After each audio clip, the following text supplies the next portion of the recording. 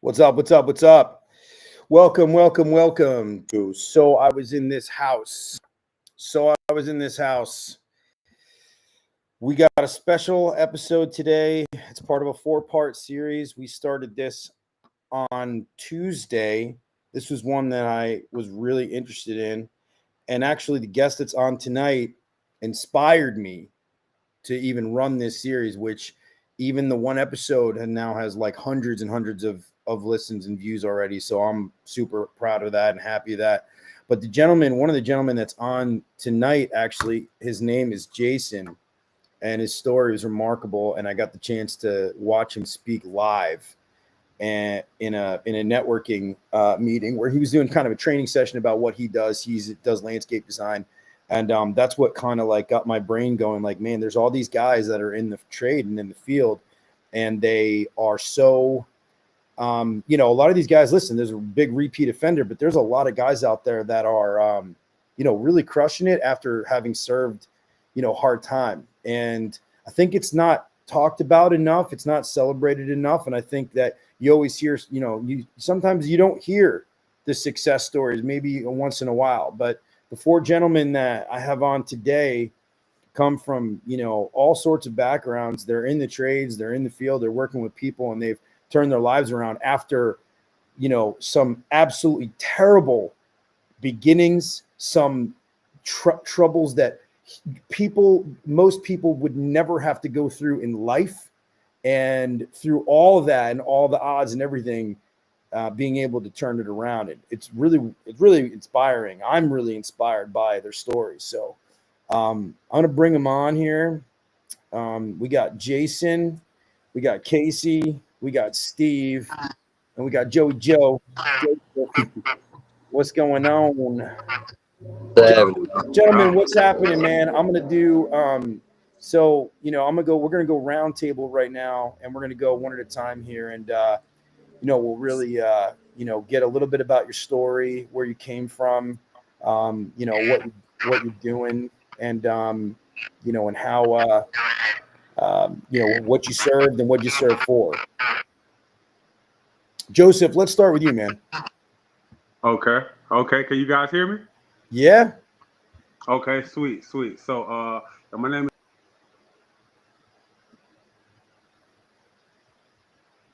Oh, I think we lost you for a second, Joseph. We lost you for a second. We'll come back. Yeah, we'll come back to you, Steve. Man, where you at? Where you from, man? Hey, What's your story?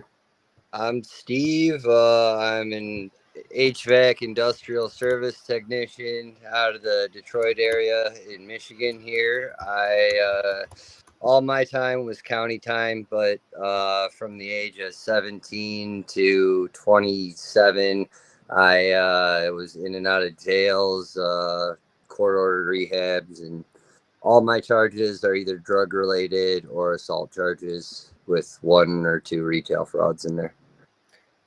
One or two retail frauds? Is it one or is it two retail frauds? Two. It's two. Hey, yeah, go ahead. I'd like to hear about that. I was an idiot, man. Like everything was in service to the drug. I was I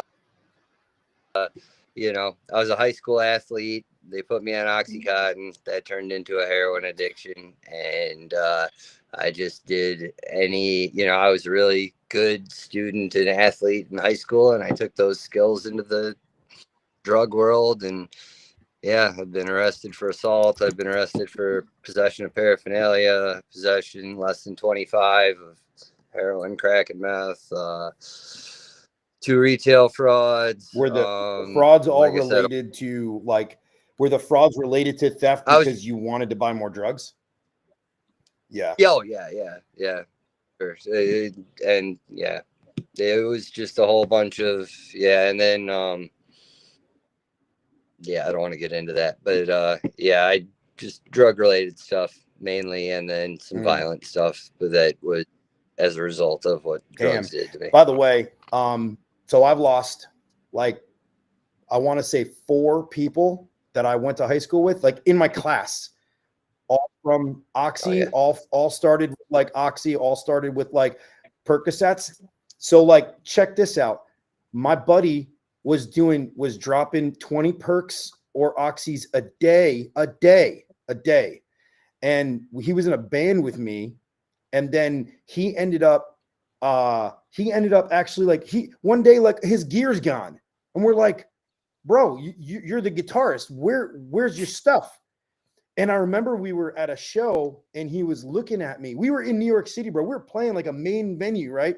And he looks at me and he's like, I swear, bro, he's sweating and his eye, he's like, hey man, are we almost done? In between songs, he's like, are we almost done? And I was like, and I didn't know he was an addict at that point in time. And I was like, bro, we're in the middle of the set. Are you serious right now? That shit, it's crazy what it'll do to you. Dude, the fact that you get it out, you know what I mean? There is no practical difference in my mind between opioid addiction and demonic possession. I mean, you can throw all the supernatural stuff out the window if you want to. Someone else is in control of your behavior, your actions, the drug is in control. I remember, literally sobbing, screaming at myself to turn around on my way to go cop. I never heard about it like that before in that context, but it does make sense. It makes a lot of sense that it would be classified, that you would look at it as demonic possession. Hey, Joseph, man, let's get back to you, man. Can tell us about yourself, man? How much you serve? What are you doing?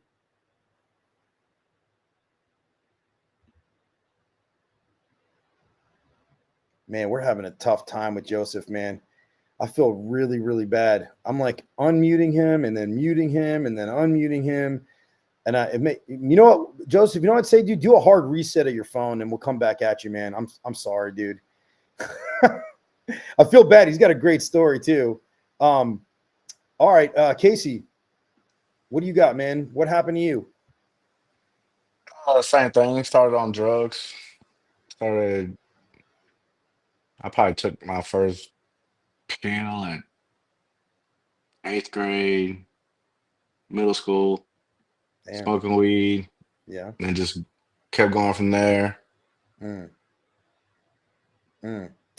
started doing illegal stuff I was a child. I couldn't get a job, so you start selling drugs, start stealing, breaking in houses, breaking in cars. And you're what kind of HVAC? You do HVAC? Yeah, I own a residential HVAC company. Oh yeah, right on. Where's your company? Tennessee. Yeah, nice. How many was it just you or you got some guys in the field? I got an office manager, me, and a helper right now. Oh, nice, man. Good for you. Turning it around, ownership. Steve, I want to say you don't own a company. You own a company, Steve?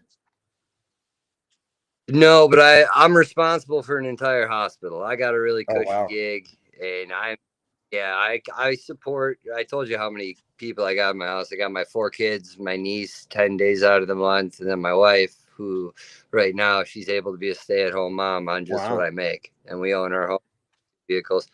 Yeah, I maintain and service all of the air handlers and the VAV boxes and just all basically anything HVAC related at a hospital out here Oh in Michigan. wow.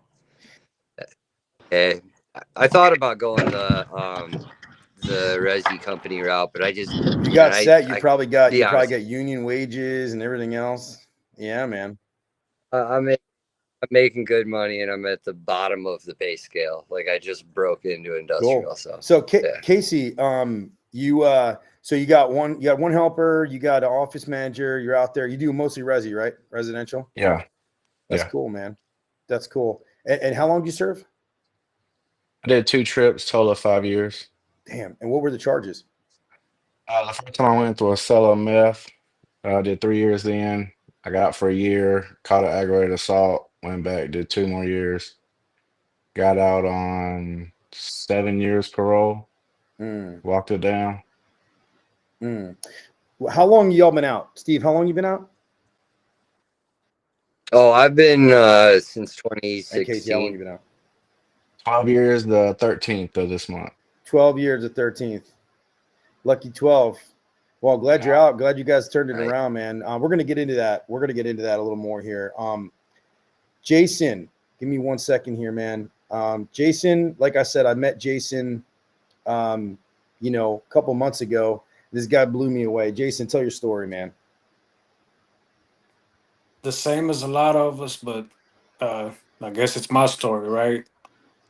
I thought we all go to prison. I thought we all go to juvenile, TYC. That's our kids' prison here in Texas. And then I thought we go to county and prison. You said something about finding God in prison. My wife, she wasn't my wife at the time. She wrote out the 9 years with me, and she used to ask me, "You haven't found God in there?" I told her God's not lost, like I was into witchcraft then though. I wasn't I'm saved now. Uh at that time I only you hear ask about church services. I only used to go to church for gang meetings. I never went to church. Uh I've been locked up for until the last time. I've been locked up since I was a kid, every time for money related something. Everything was somehow tied behind money. I got put in the street when I was a kid, and you become a wolf, or you become the food for the wolf. And uh, I'm I'm schizoaffective diagnosis, so the same as the rest of us.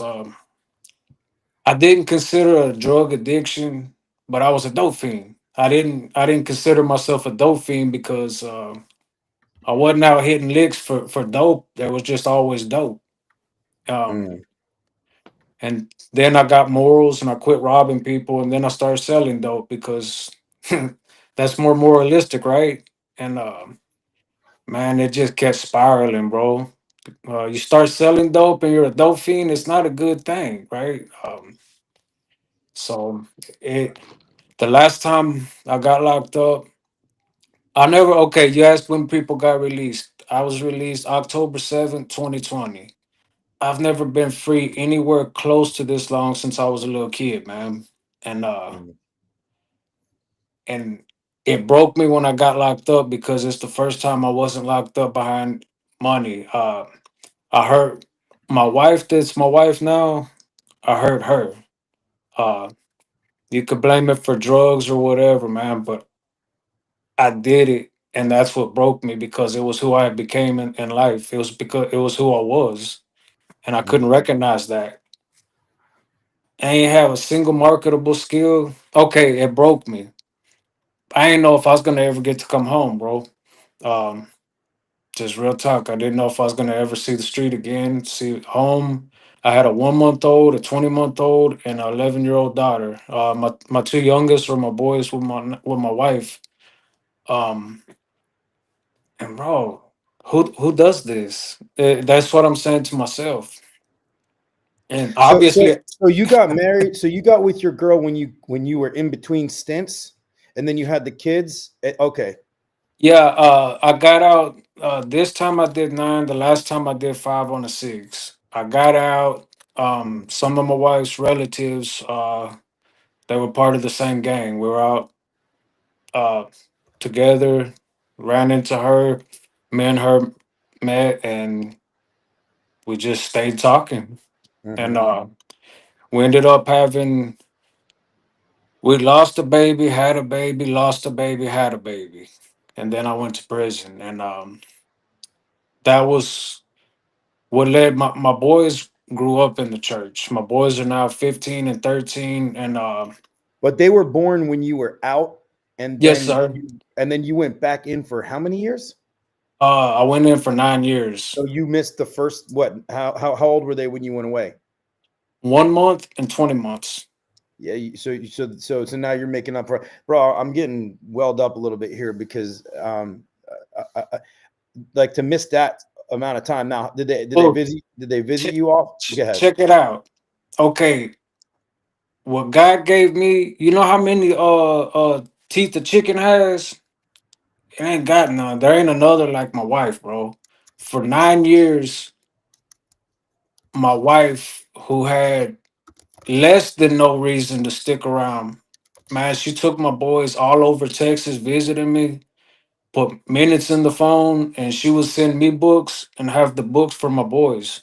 And we'd read them on the phone together. And my boys, Mm, I was locked up 9 years, but I could tell my boys something and they would respect me like if I had been here being a man and raising them. wow. And Did that's so how often were you able to talk to them or were you able to see them?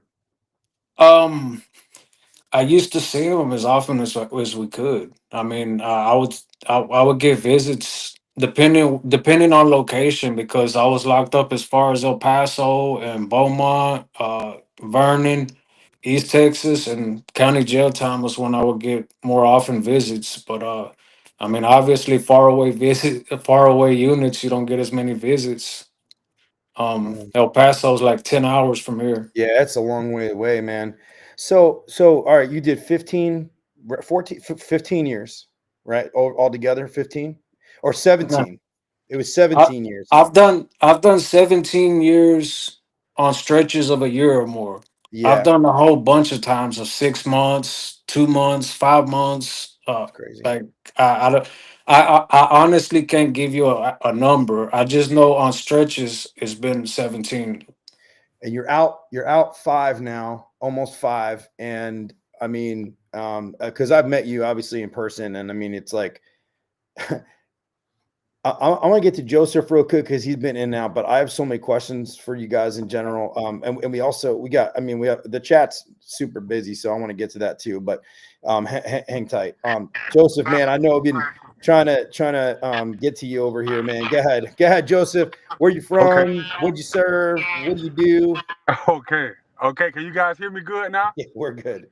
Perfect. Okay. Okay. Man, first of all, man, my apologies for the technical difficulties. It's fine. Uh, I missed a yeah. half an episode one time, and my guest took over the show live on a stream. I'm not even kidding you because I lost internet. Yeah. Sweet, sweet, sweet. So I don't feel as bad anymore. So thank you for that, No, bro. you're good. So my name is Joseph Johnson. I'm from Florida, Jacksonville, Florida to be specific. Duval County in the building, right? I got incarcerated a week after I turned 21. Got out a week after I turned 31, right? So I did 10 years, day for day, in Florida Department of Corrections. I got incarcerated for uh, armed robbery, aggravated assault with a deadly weapon, and permanent disfigurement. Got in a fight that kind of ended up not so well. So um, that is yeah, that's a little bit of my story in a nutshell. Damn. Do you want me to elaborate more? Yeah. So you're doing you're now you're an HVAC, but you're training guys too, right? Yes, sir. Yes, sir. So I got into the HVAC industry about 8 months after my release, and it just changed the entire trajectory of my life. Before then, I was not a mechanically inclined person at all. I never swung a hammer, never used a drill. I always tell this story about like my second or third day. I was working with this guy, Chad, really great guy out in Orlando, Florida, and he was just talking shit about man, they always hiring these green guys, man, don't even know how to screw a hole into the wall with a drill. And in my mind, I was thinking, I don't even know how to screw a hole into the wall with a drill, right? And then he was like, hey Joe, man, hand me the crescent wrench, right? And I'm digging around in the bag the whole time. I had the crescent wrench in my hand. He like, man, just give me the one in your hand, bro. I was like, oh, I thought you maybe wanted the bigger one or something. My bad, my bad. So bro, I just say that to say, man, I was not mechanically inclined at all, right? I had not a fixer bone in my body, right? But I got into this industry. I kind of applied the discipline and some of the characteristics and habits that I had accumulated while I was incarcerated, and man, it took me. It's taking me.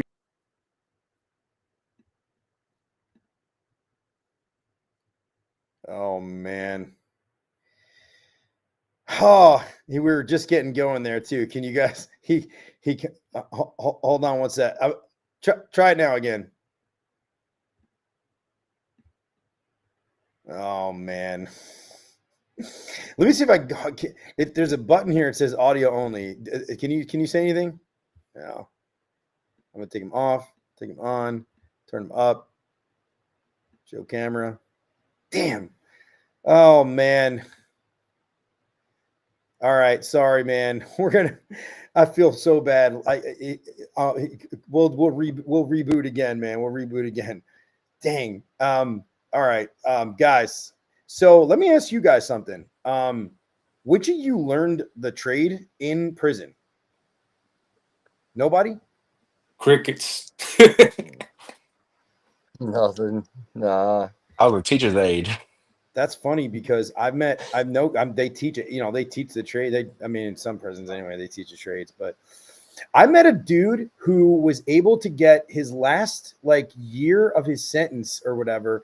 He was able to leave during he was in prison at night, but then he was out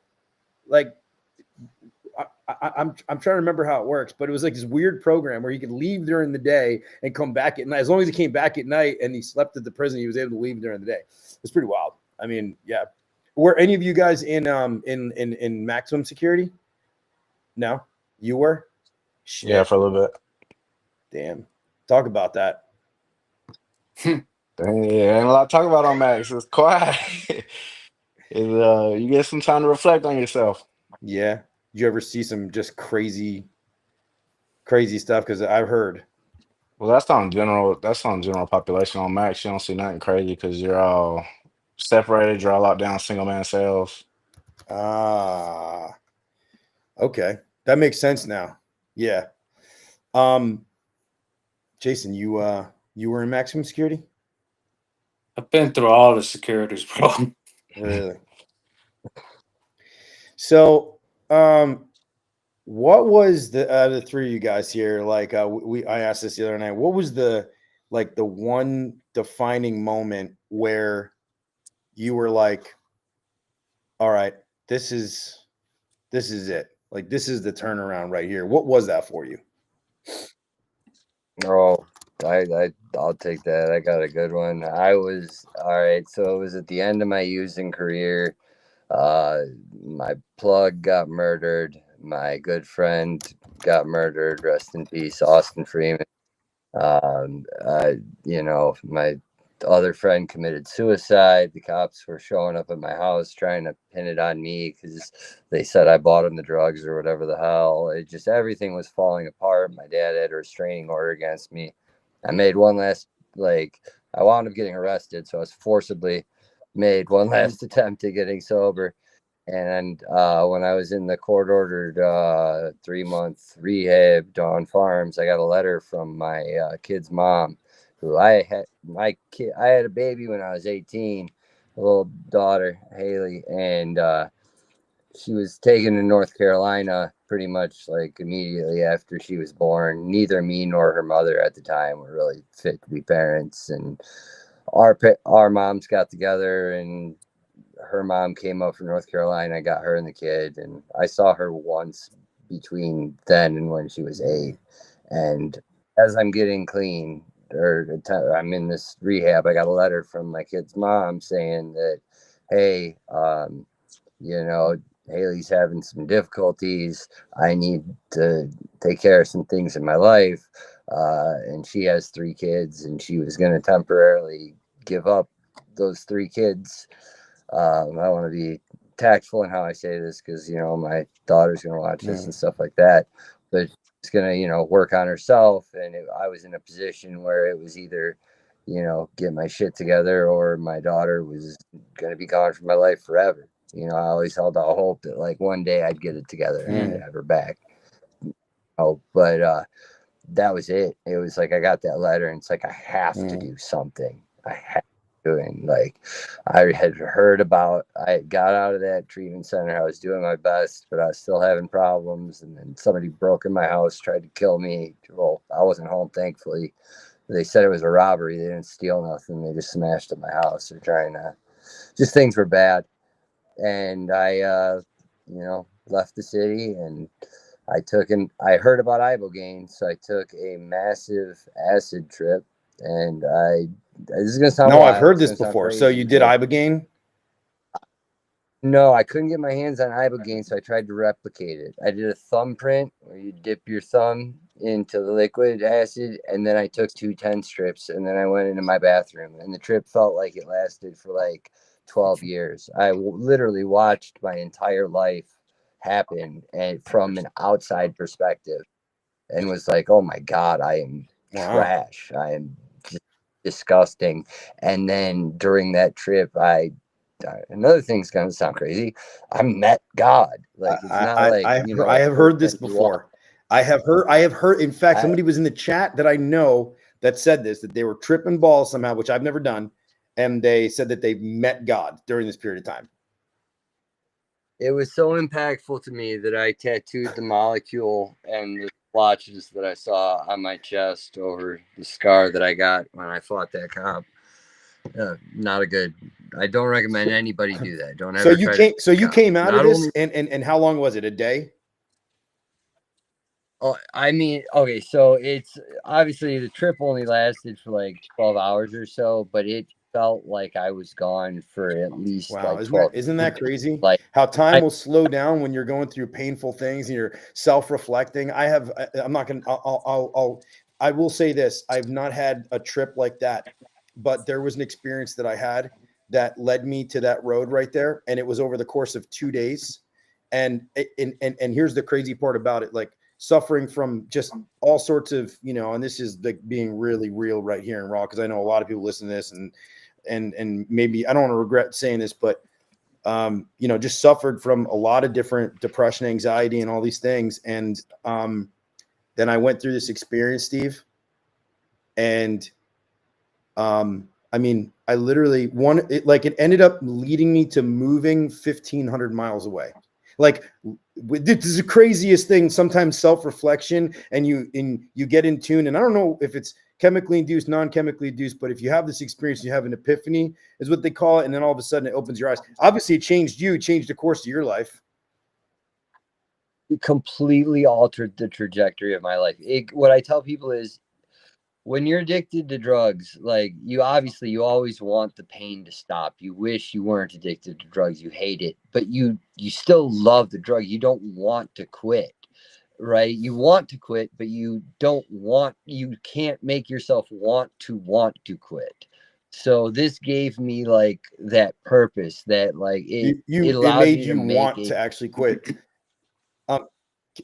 Yeah, I wanted the pain to stop. I wanted, to not be a drug addict anymore, but I was still like in love with the drug. This broke the That's really love cool. toward What about drug. you, Casey? Did you what was a defining moment for you where you were like, fuck this? So it was when I got out the second time. I had a kid on the way. I had my third child on the way, Not that and one. Not that one, right? now this is number 5. Nice. I got 5, man. Good for you. So I got out in March. I had a kid on the way the first month out. I think it was around May. It was my buddy's birthday. We went out celebrating. He got wasted. It was mixing it with his volumes or whatever. Well, he went to sleep in the back seat of the car, and we continued to party and check on him. And I went to check on him again, and he was gone. And freaked out, drove him to the hospital, ran into the ER, flagged down the ambulance, leaving. Um, Man, they put him out and threw a sheet over him. And at How that old moment, was I he? was like, How old was he? he's turning 25 or 26. Wow. Damn. And then, so because of my previous background, I just knew like somehow I was gonna get blamed for it. And then, all my everybody around, everybody from that night, the police kept calling and asking questions and stuff. Well, I never got a phone call, so I was just like, man. I was at the house one day and they all showed up. They're like, man, we've been trying to call you. And I was like, no, you ain't. I've been asking people this. I was like, why ain't they called me? Why ain't they called me? He's like, we've been trying to call you. I was like, man, here's my phone right here. Call me. And they called the number and it wasn't my number. And they was like, we just need you to come answer some questions. So I went to get in their car and they're like, no, no, no, you can take your own car. I was like, what? Like, I ain't never done that. So I went and answered some questions and I just knew that they were gonna try to pin this on me and that like it was done with. I ain't getting out again. So they Uh, didn't pin anything on you though. no, they didn't. But there was nothing to pin on you. Right. It was just, I mean, it was his own actions. But you never know, right? It's like, oh, you gave him this or that or whatever it is. Yeah. So was it? Yeah. It's the dealer laws. All right, don't play. It's the dealer Yeah. laws.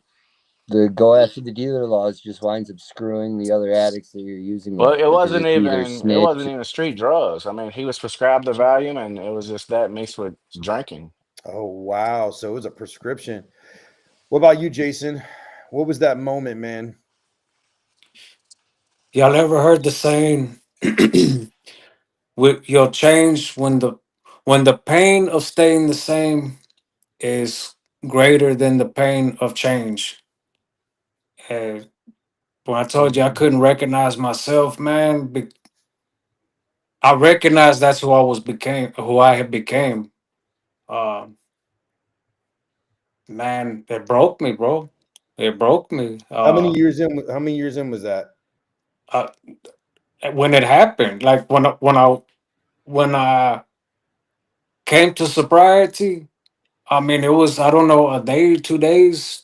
Uh, it wasn't years in when it happened, and became sober in jail. Like it was a couple days only.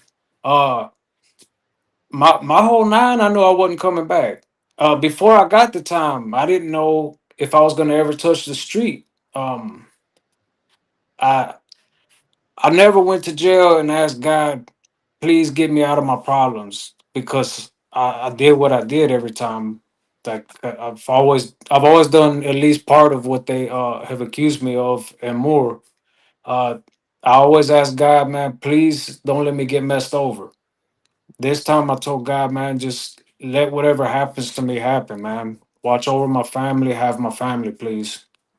And So I, that was in the beginning when you got sentenced to the 9 stint, that 9 years. That was before I got sentenced. It was on the 9 year stretch, but it was at the very beginning of it. I knew the only way I'm gonna be inside of a cell is if I had to do somebody in behind my family. Uh, we go to prison now. We go to prison and give services. Uh, but to be in a cell, bro, unless somebody makes me do them for messing with my family, I knew at that point if I ever touch a drug, then it wasn't gonna work. I didn't know how I was gonna stay out. I ain't never worked. I ain't never, but God made it work, bro. I wasn't saved then. God made it work. Wow. That so you had to spend the whole stint of 9 years knowing that you're like, this is it. I'm never going back. I'm gonna make Bro. this. And you had to live with that every day where you're like saying to yourself, like, because I think some guys go in and they're just like, like, I mean, maybe you guys could chime in, but like you go in, you're kind of like, no, I'm gonna end up back here, or like, nah, F this, F the system, like I don't care. Like, but you But went in, I've been that way every other time though. I've been getting locked up since I was 13, bro. This yeah, wasn't like it was just my first time getting locked up. I've been locked up more than a lot of people been alive. yeah. This time it broke me. And Damn. but that's what I needed though. So You now know what you're I'm you're saying? you're speaking in prisons. Is that through a church program, or is Yeah. that it is? Yeah. Okay, that's amazing. Tell us about that. So now you're speaking. How's that work? You go in. They have like an organization. How's it all work? There's an organization out of East Texas. And my pastor linked me up with them. They're I'm Assemblies of God's where the church I go to is Assemblies of God, and their Assemblies of God. It's a group called Cavalry Commission, and a couple years back, I've only been saved for about 3 years, 3.5 years, something like that. Still pretty new. I told my pastor a couple years ago that it's on my heart to go back in because I told you I never went to church when I was locked up for church. But I was there one time with the homeboys, and it was a brother got up there on stage, and he was back there and said, "Man, this is on Cofield," and he was sharing that he got saved in prison, and he's sharing what God did with him now, and I'm hearing that I'm gonna be up there telling my story, bro. I wasn't saved. I wasn't talking to God. I was it. It was something that really struck me. I'm gonna say that it made it real. That change can be for somebody like me. Seeing somebody who was in my shoes, you know what I'm saying? Because Yeah. the guy he's standing there, and he was right here on the same unit we're sitting in for 14 years. And now he's out there productive with his family and stuff. Um, it just helped make it real, man. Mm. Somebody said this before. Actually, Jason Julian chimed in and he said, somebody said, Steve, you said something about demonic possession. Jason Julian said, "What's the meaning of pharmakia in the Bible? The word pharmakia in the Bible is related to occult and pagan worship practices. Although these practices do not refer to pharmaceuticals only, they included practices that involved conscious altering. There's more to it. Conscious altering. They involve conscious altering drugs and narcotics containing poisonous elements." And so he gave a link to a biblical perspective on the meaning of the word pharmakia, and he believes in like it's like sorcery. And so he Well, agrees. He agrees to the statement that it's made about demon control. You know, it could be because and I could say this, okay. And again, this is I might Steve. I'll let you give me 1 second here, but I have a very close family member, closer, very close. Okay, like who has struggled and struggled and struggled and struggled, and she's currently struggling, and she's actually locked up right now in a facility. And I keep thinking about that. I keep thinking, is this in some way? Is there something outside taking hold of her? Or is that like, is that all? No, it's psychology. It's like the brain synapses. And I I'm almost inclined to think that they are external forces. Bro, what? Okay, the drugs ain't some, and I hadn't been around as many opioid addicts, but ice addicts, methamphetamine addicts, when you're around them, what these drugs do, the drug ain't the demon, or maybe it is.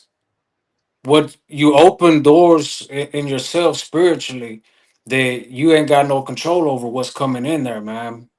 The it, Well, I was No, go ahead, now oh Steven. sorry, No, go no, go ahead. ahead, I don't Steven. What were mean you saying? I was gonna say, like, so my perspective on it is it really doesn't matter because at the end of the day, we're talking about like action behaviors, right? So, like, if I were to describe to you the actions and behaviors of a heroin addict, you can call it like Cooper and Hunt. pharmacology. You can call it like psychology. You can call it demonic possession. You can call it whatever you want to. But at the end of the day, that drug is in control. Like it controls your actions, your thoughts. The lies just come out so quick. Like I was a 4.2 student, played 2 varsity sports. I was a good kid. I didn't break the rules and all that stuff. And then cut to like 10 years later, I'm cooking meth in my dad's backyard, and all my friends are getting shot. And, like, I mean, I just, like, it's not, that's not, anytime you're dealing with someone in active addiction, it's like you're dealing with the drug. And you can call it heroin or you can call it Baphomet. It really doesn't matter. It's an outside force that, yeah, maybe you're putting it into your body, but is controlling you. And I also believe that drugs cut your spiritual connection off.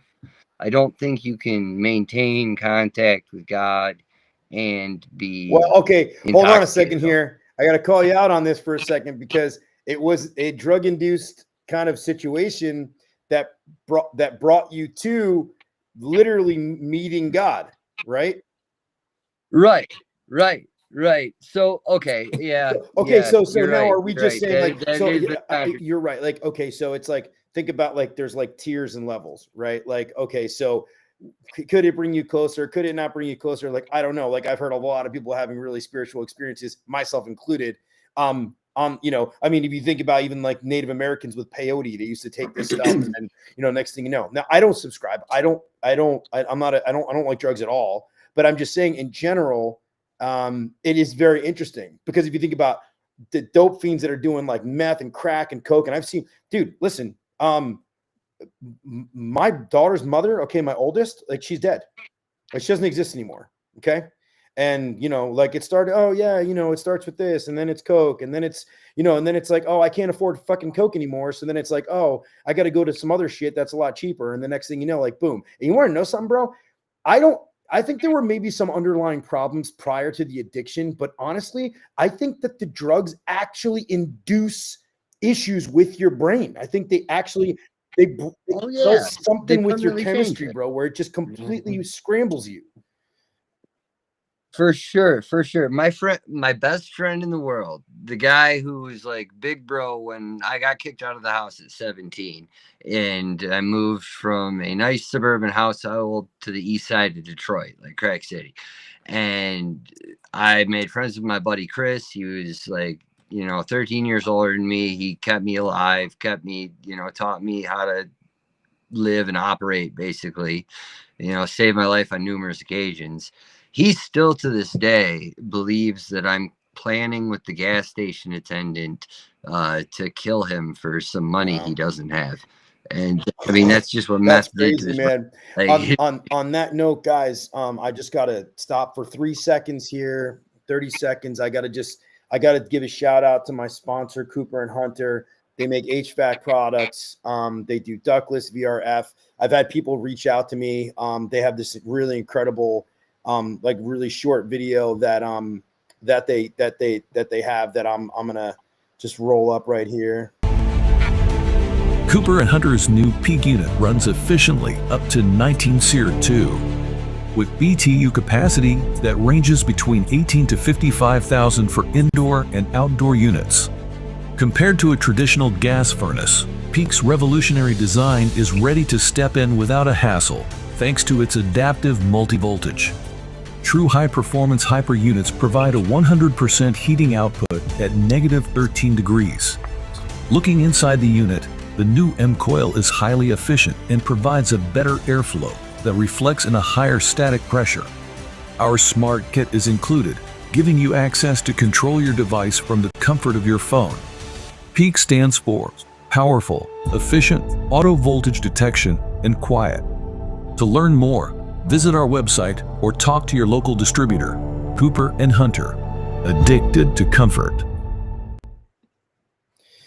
All right, cool. Thanks for that, guys. Yeah, Cooper and Hunter, reach out to them, reach out to me. They're going to make a link so that people can actually go and I can get the podcast get tagged or whatever. But yeah, they still have our 410A equipment they're getting rid of. So give them a like. They're also the sponsor for the New York Yankees, which is really freaking cool to me, being a huge Yankee fan. I got to pivot here for a second. So let me ask you guys a question. What is the single most strangest or weirdest or coolest or most memorable moment that you've had since you've gotten out? Now you guys you're in HVAC, you're in landscape design. Like now that you're doing things in the real world, what's like the most impactful sort of like weirdest interaction that you've had? Not necessarily the most impactful, but the weirdest interaction you've had or the strangest kind of thing that's happened to you. What do you got, Jason? You got anything? There's some weird a weird instance. Yeah, like you're working in somebody's house. Casey, let me ask you. So, Casey, you're working in somebody's house, right? You do resi HVAC. What's the weirdest thing that's ever happened to you? I wouldn't say the weirdest, but the one I'll never forget is a older woman that was a nurse that worked in the NICU at Vanderbilt and took care of babies born in addiction. Oh, wow. And she would tell me stories about that, and that's the most memorable visit I've ever had. Yeah, I was gonna say. So there's two different things. And the question I usually ask, and maybe we'll just roll right into it. It's like, what's one customer experience you've had that lives with you? Like that's the one, right? Yeah. Yeah. Wherever you go. What about you, Steve? I only did resi. Yeah, but you're not. You work in a hospital. You Yeah, gotta have. yeah, exactly. Oh yeah. You want to hear those?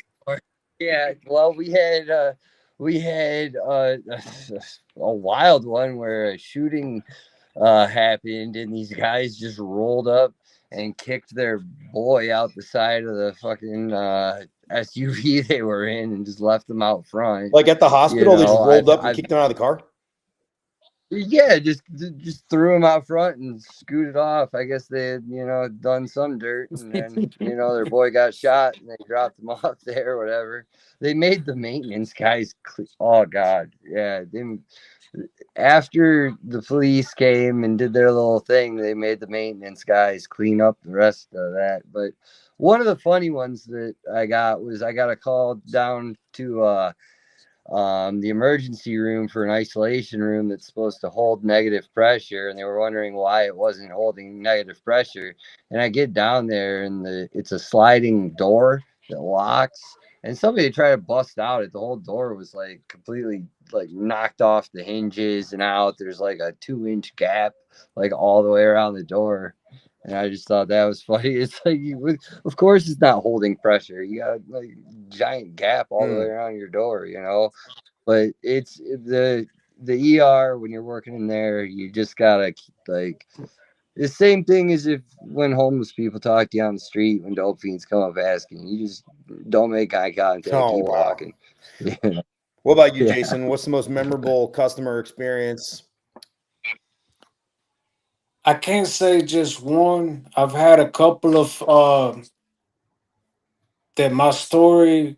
Okay, my customers, I don't have customers, clients. I had like so many people. I show up to do a landscape. I show up to mow the yard. People are lonely. People ain't got nobody to talk to, man. Uh, and I didn't realize there was anything weird until my wife asked me one day because they would call me in the middle of the night with problems. Not the middle of the night because my ringer goes off when it gets dark. but family problems. Or when the memorable, what really touches me is a couple of them have started up a new thing, business ventures and such, and told me I inspired them by me pushing into something because I ain't know anything about landscaping before I started, dude. I ain't know a Yeah, single thing. I believe that, but I believe that you can inspire people. I think that you're an inspirational person, and I was inspired just watching, just watching your story. I mean, your story inspired me to do this.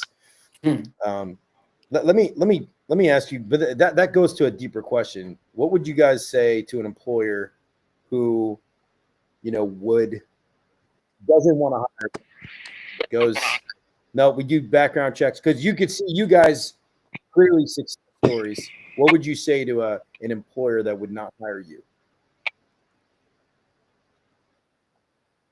Well, I mean, I'd say two things on that. One, I would say, well, you're either going to get the best employee that you've ever had, or yeah, you're right, you're going to get a reoffender or somebody who's on drugs. It's going to be Yeah. one of the two. Because I feel that, like, think of how hard we had to work out in the streets to, get our drug or get our money or get what Hmm. we needed. You know what I mean? And we tend, once we get sober, to put that effort into our, something, into our work, into our families, into other things. And so if you get someone who's actually turned their life around, you're going to get a really dedicated employee. If not, you're not. And the second thing I'd say is that if you're out there and you are a felon and you're considering getting into HVAC, it, it is a buyer's market right now.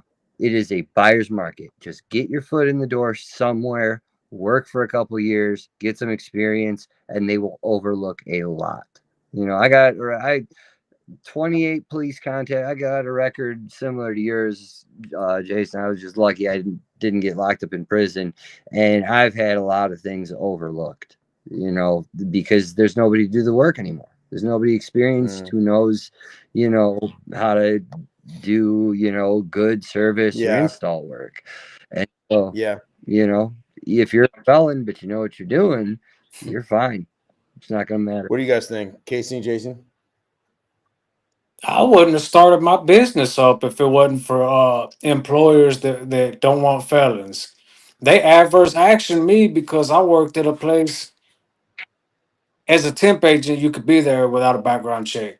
I tried to get I shared with you in the group about I got certified personal trainer. I tried to go on permanent so I could get in a different role, but also to get benefits for my kids and my family.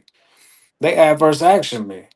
And I wouldn't say anything to the employers because they do what they want to do. I would say something to the people that walk around feeling that jacket on their back. Forget about that, man. The American dream is the opportunity to make anything you can out this world, man. Like all the stuff that we tell ourselves, yeah, people don't want to hire us. I'm an employer. It's a lot of ex felons that suck. I was an ex felon that sucked before. You dig? At the same time, when you're ready, when the ex felon is ready to change, when the ex dope fiend is ready to change, they're gonna be there's like a stray dog. You know what I'm saying? That's how I feel about my life. I'm like a stray dog that was taken out of the wild. Mm. Ain't nothing I'm gonna do to mess that up, man. I over and over and over do anything I can just to prove because see, you still feel the jacket on your back. You still feel like it's rolled on your forehead sometime. And when you really, really, really want to show and prove yourself, you just go the extra mile, man. Forget whatever employer don't want you, man. Mm. What about you? What do you think, Casey? One is identifying yourself as that. Like, if you don't want people to see you as that, you got to quit looking at yourself as that. Like, people get on Facebook and be like, who hires felons? Who hires felons? I'm like, man, quit worrying about that. Go apply for the job. Go talk to them and see what you can do. So, for HVAC, getting into commercial is easy with a felon background. Like, you're in an empty building. So that's where I started at. My dad got me started on commercial. So once I went to tech school and became a technician, that's when I got into residential. Then I started hitting roadblocks. People tell me, no, you got theft background, whatever, breaking in houses when you were younger. No, no. I just kept going. And I went to one company and he told me they didn't hire felons. I was like, look, man, just give me a shot. I was like, any mistake, you can fire me on the spot. And he gave me a chance and I'll never forget it. Like to this day, I'll never forget it. Mm, So now as a business owner, yeah, I'm still cautious because it's my business and like it's my name on the line. But just because they're a felon doesn't mean they're automatically out. Like you can tell who has that hunger regardless if they got a felony or not. mm. As we wind down here a little bit, we're gonna do. I got one last question, and I think this is one that is. I answered this because I really wanted to answer this last time, even though I'm not a guest on my own podcast. um, actually, before I ask the question, who's got the craziest prison tat? What you call crazy? oh, we've seen some crazy ones, man. Who's got the craziest prison tat? Go ahead, Casey. I know it's you. Is it you? I covered up my ex's name with a stripper. Wow, cool. Nice. Well, I didn't get this in prison, but it was by a prisoner the week she got out.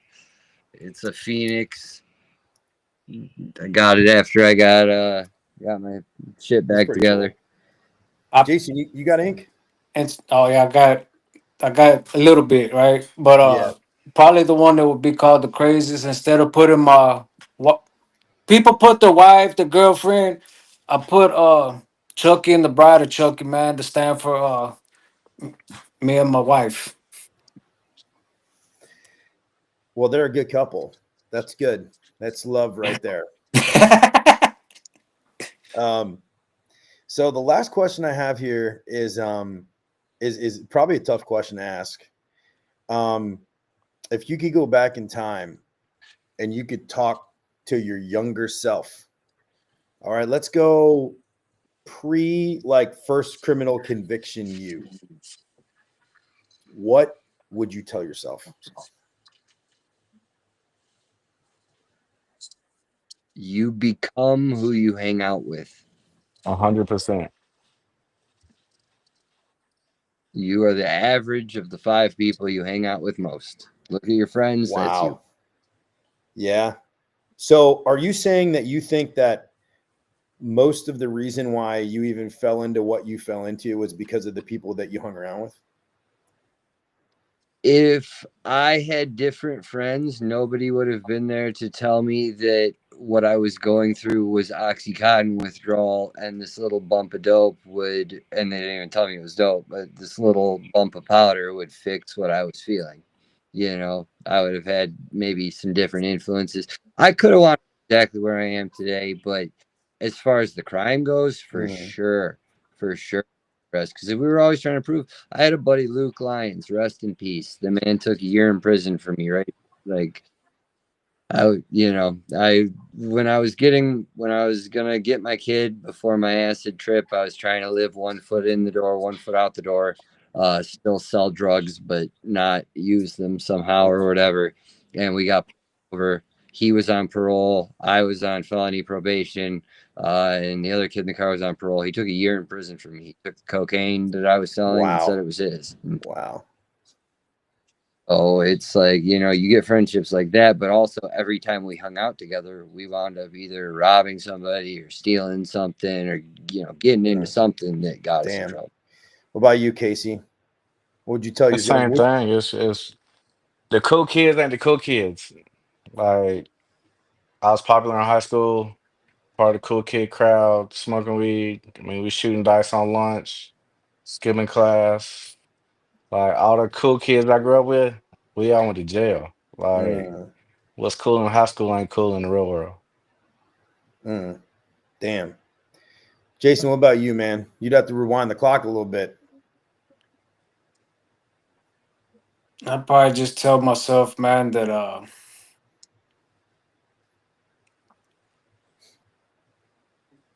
I ain't what they were telling me. man, because it was those years before the first conviction. I mean, as a kid, before I got put out, man, it was a rough life, man. I mean, the same as a lot of people. It ain't no crying story, but I tell myself I ain't what they treat me as, and I ain't what they call me, what they tell me. Mm, And I think that would save me a whole lot of hate and a whole lot of hurt, bub. For real. for real. Yeah. But what when you say that, what I think of is like you had people telling you like, you know, you were worthless. People telling you you weren't going to amount to shit. People telling is that right? Is that what you're trying? Man, I used to my I never met my dad, right? My mom just told me he wanted to kill, like, abortion me, right? I had a stepdad Your that, mom told you that? uh, yes, yeah. Uh, so she married another guy, and he was an evil person, man. He used to beat on me, and molest my sister, man. And they just they basically what you said, man. Used to beat on us, tell us we ain't shit. But like I said, I would go back and tell myself, because no matter, you become a man, right? You become macho and you tell yourself whatever it is. I became violent in life because I didn't want to feel like that, like I used to feel when I used to get beat on when I was a little kid, man. And you hold that stuff in, man. People telling you ain't shit. People telling you stuff like that. No matter what you tell yourself, put your chest out, get out there with whoever, you're a man, uh, you're stiff, whatever, you still hold that stuff inside, man, whether you recognize it or not. And that's when a big part of change came from me. Whenever I realized I didn't respect myself enough to recognize the pain from when I was a kid, bro. I thought I was too man. I thought I was too macho. That stuff stuck with me for all those years, man. Mm. What do you tell your kids? Like everybody has kids here. You guys all have kids, Got what? grandkids. Right? Here's my thing. Right? Okay. Um, so my ex, she died of. She's no longer with us because, you know, she made some really poor choices, and you know, my thought on that when I talked to my daughter all her life, when I was trying to raise my daughter to not like, and you know what I mean? Like you don't want to repeat up, you don't want a cycle repeat, right? And so like I wonder like what you tell kids, because it's like, is there overcompensation? Because sometimes I felt like through the course of her life, I would overcompensate. I would over like I would drive the you know, I would be so, you know, dead set on making sure like they know, like, do you understand, like, do you understand that this could happen, like that I experienced this, that I've seen the inside of those bathrooms, the inside of those places, the dark holes that people go into. Do you understand that? Do you guys have the same thing, or are you more because yeah. Oh, I can 100% relate to what you're saying. And I think the truth is, kids watch our behavior, really listen to what we say.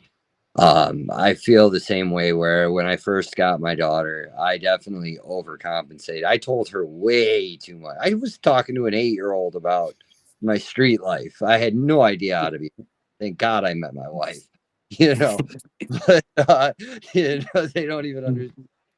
So, I think there's a point where you Do you can. scare him? I feel like I scared her a little bit. You know what I mean? Like my oldest daughter, like I probably scared her a little bit. But then again, she was scared already because she But saw it all happen. I feel like we turn it into a thing where it's like almost not glorified, but like idolized in some way. I don't know. I feel like because my parents were both addicts and they talked to me about it till they were blue in the face when I was growing up all the time. But I never saw their active addiction. I only saw them in sobriety. So it just made it out to be like, well, what is this thing called crack that is so great that it makes my dad rather be somewhere else than home with me. You know what I mean? Like it just intrigued me more than anything. When you're a kid, you're fearless, Mm. you know. But at the same time, maybe if I was a smarter kid, I would have listened. So. Casey, what do? You got 5 kids, right? I mean, how do you, how does that work with your family? Man, I just lead by example. Um, Do they all know, like, are you open with them about having oh served? yeah, Yeah. oh yeah, yeah. They all know. Yeah. So I lead by example. Like my 11-year-old likes to listen to rap and try to get in that culture, and I just like, look, you can listen to that music, but that's make believe. Like, Mm, don't take it serious. Don't let it influence your life. mm. Yo, I think that a lot of us that grew up in like the 90s with like a lot of that gangster rap stuff, like, dude, it did. I think it really influenced people's It lives. does. Truly. Yeah. 100%. Yeah. That stuff is sorcery, bro. You talking about the drugs is sorcery. And You yeah, riding music is around, sorcery. Yeah, you're riding around listening to it all day. When you eat nothing but Twinkies, how's your body? As opposed to when you eat healthy. When you Mm, put nothing but garbage in, these garbage the out. people singing this stuff, man. 99.5% of them ain't about none of the stuff they talk. They might have went and sold some 20s. They talking about flipping bricks. They talking about they done killed the whole block. Come on, bro. But Mm. they brainwash themselves. People do, bro. Yeah, I don't know. That's one of the things I'm real big on, man. Why What do you fill your head with? yeah, the thing you feed yourself, that's what's coming out of you, bro. Mm, That's the best yeah. analogy I've ever heard. That Twinkie analogy, yeah, Yeah. my kids, bro. Along that same lines, we have Jason Julian, who's going to be a guest actually on this podcast. He goes, "We definitely fool ourselves. We justify our behavior. My AA sponsor always said rationalization, justification, and masturbation. All three, you're screwing yourself." Yep. I love it, man. Hey, so before we kind of like, wind down here, I'm curious, do you guys have any thoughts, any tidbits, any information, any advice, anything you want to say for anybody that might listen to this, after the fact, currently, whatever the case may be? I'm gonna say something if I can. Hell yeah, dude. Listen, this is my podcast. You can say whatever you want, bro. Man, Rule number like one of this podcast is if you're offended, you're the problem. So you can say whatever you want. there you go. Man, look, don't let nobody tell you can't change. It's what you know, that's what is. But for everyone that listens to things like this, please don't listen to this to glorify no penitentiary, no street life. It's so hard to talk to people about change because they want to hear about some prison stories. They want to hear about what the homeboys were doing. They want to hear about some war story. Man, that stuff is garbage, bro. If you ain't been there, you're so much smarter than me and a whole bunch of folks, man. Stay out. That stuff ain't like blood in, blood out, man. It's real life and it sucks, okay? That's real, bro. Thank you for sharing that.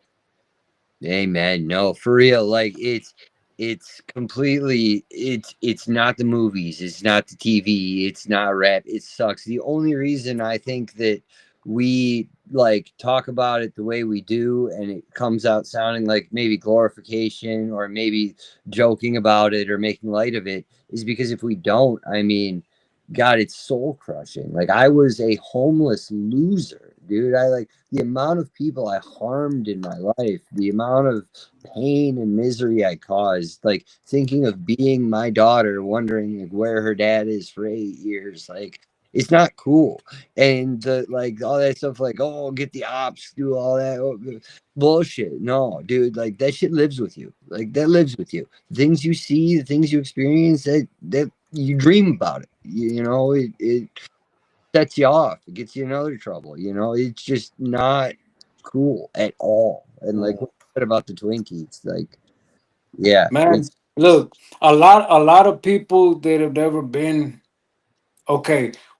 You've been there, you wore those shoes, right? And it sucks, bro. Like they treat you like a dog. Uh and I feel you about I was I became gang related because that's when I found a family. That's when I found the love of a family, right? Man, that stuff's garbage, bro. These kids out here waiting to go hit TDC to get checked in to be a homeboy. Man, it's because everyone comes home and starts glorifying it. Everyone, and I get it. We tell parts of it, but so many people that have never been there, it seems like a glorification. It seems like it's a movie. It seems like it's, and man, it shouldn't be that, man. It should be like the boogeyman you want to stay away from, bro. Stay out here, man. Stay and raise some kids. Make something because they treat you like a dog. And I don't care how tough you are. You're gonna get strip search. You're gonna lift up your sack. You're gonna spread your butt cheeks and cough and squat because another man tells you. And if you ain't gonna do it, you're gonna do it. You know what I'm saying? Like, man, they don't hear all that stuff. They hear about busting spreads with the homeboys falling out and stuff happening. Man, that stuff is garbage, bro. That stuff is so much garbage.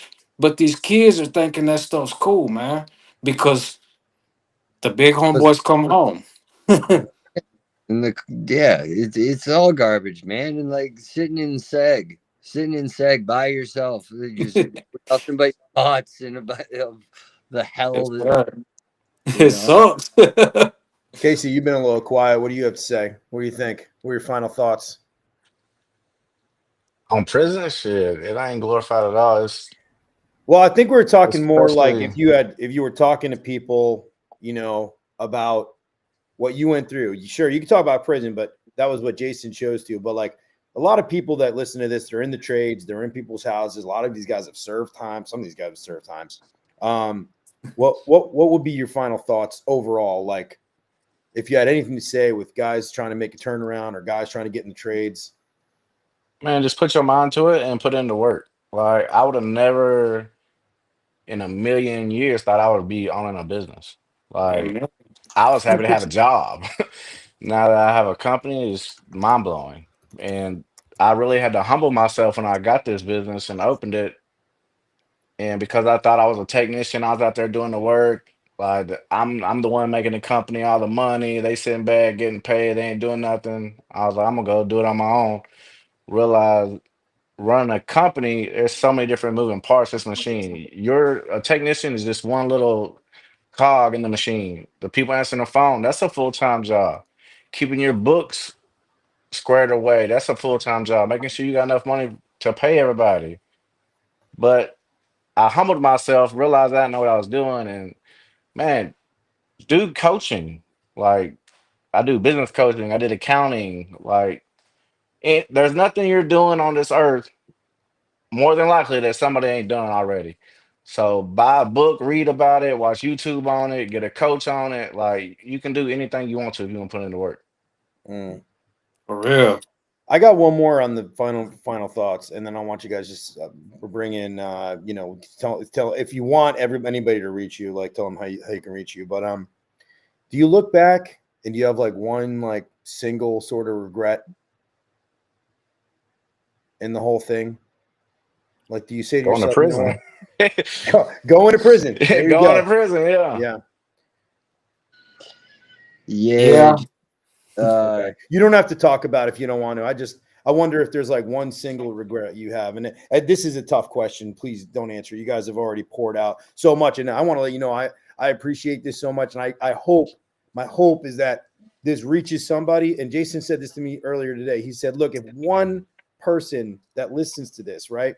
One person listens to this and somehow it makes a difference in their life. It was worth it. It was 100% worth it. So I appreciate you saying that.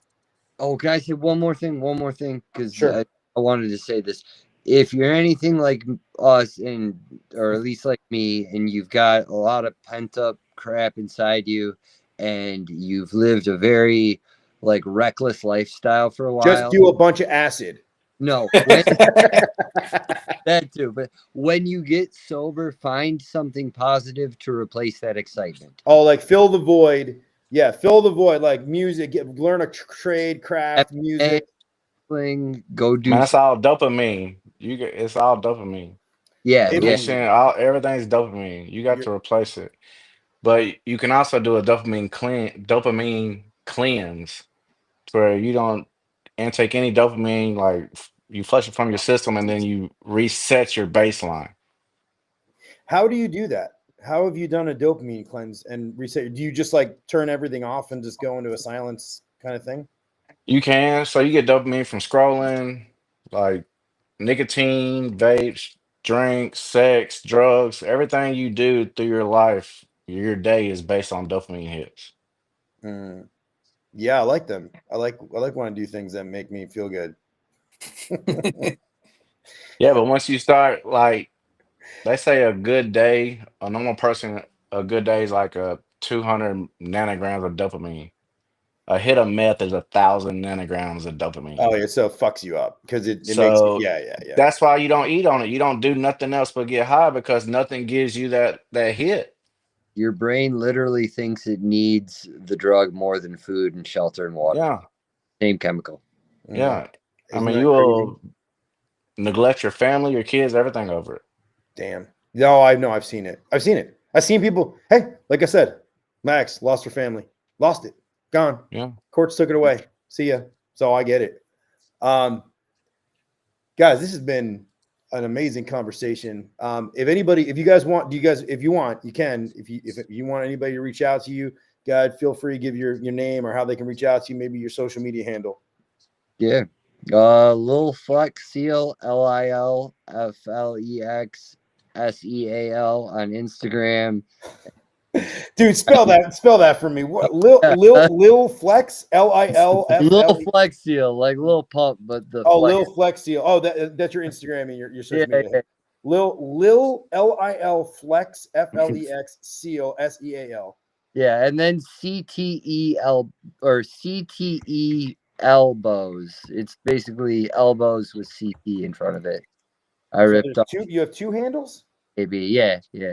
Okay, so Lil Flex Seal or CTE elbows. Yeah. The only one. CTE like the brain the Yeah. brain issue. I got hit CTE. by a truck in 2013 when I was walking across Telegraph.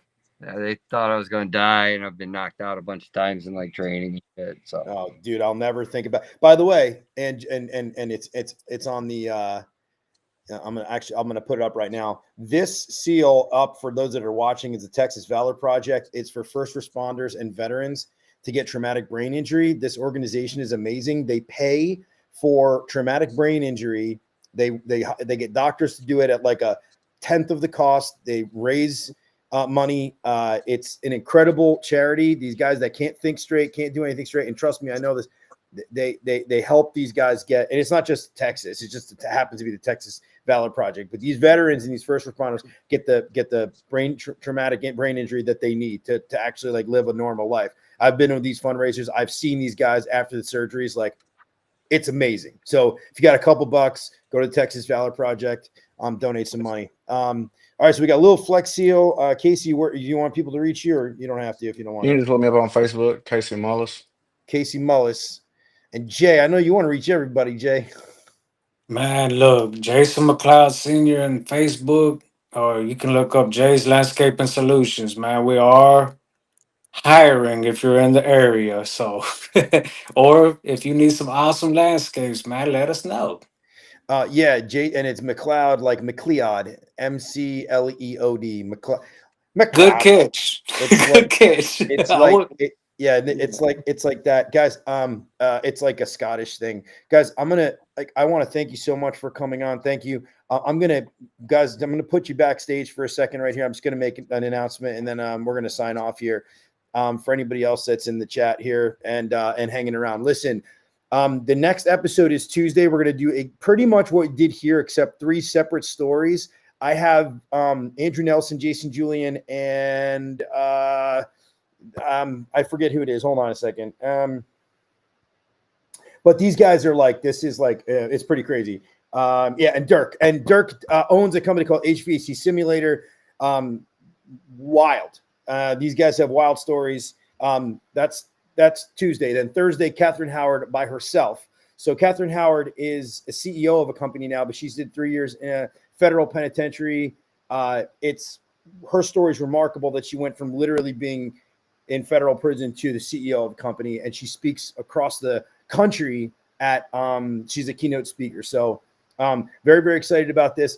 After this whole series in a couple more weeks, I'm only going to do one podcast a week. I can't do two anymore. It's just getting out of hand. But for now, it's going to be Tuesdays and Thursdays, and I'm super, super happy that you guys stuck around, and the chat had some people and guys reach out to me. I had people message me, and they really got a lot out of this. So very, very cool. All right, guys, we'll see you on Tuesday.